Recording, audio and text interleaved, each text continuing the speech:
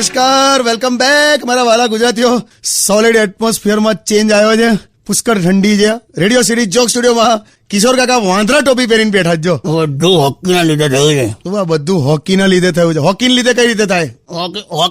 ઓખી સમુદ્ર તોફાન આવ્યું ને બેરા, ઓખીના લીધે. પણ આ વાંદરા ટોપી કાઢીને વાત કરો, નથી ક્લેરિટી આવતી યાર. જો ફરી પાછી પહેરી. બંડી તો જો, હે બંડી તો જો. બંડી હું લેવા બંડી જોઉં તમારી?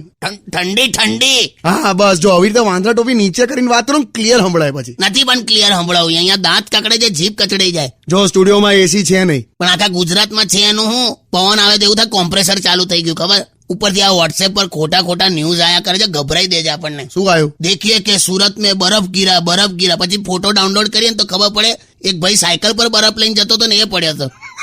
મને પણ આવ્યો હતો આ મેસેજ. ઓહો બાપા.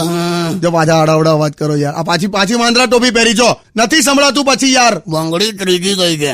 હું બંગડી ત્રીજી ગઈ છે. બંગડી ત્રીજી ગઈ છે એટલે આ શું બંગડી એટલે પહેલી ગઈ, બીજી ગઈ, પછી બંગડી ત્રીજી ગઈ એમ? કઈ ગઈ બંગડી? ગધેડા. આયું ક્લિયર આવ્યું. જો તો પેલું બંગડી ત્રીજી ગઈ છે એ ના ખબર પડી. બંગડી ત્રીજી ગઈ છે નહીં, આંગળી ત્રીજી ગઈ છે એમ કઉ છું.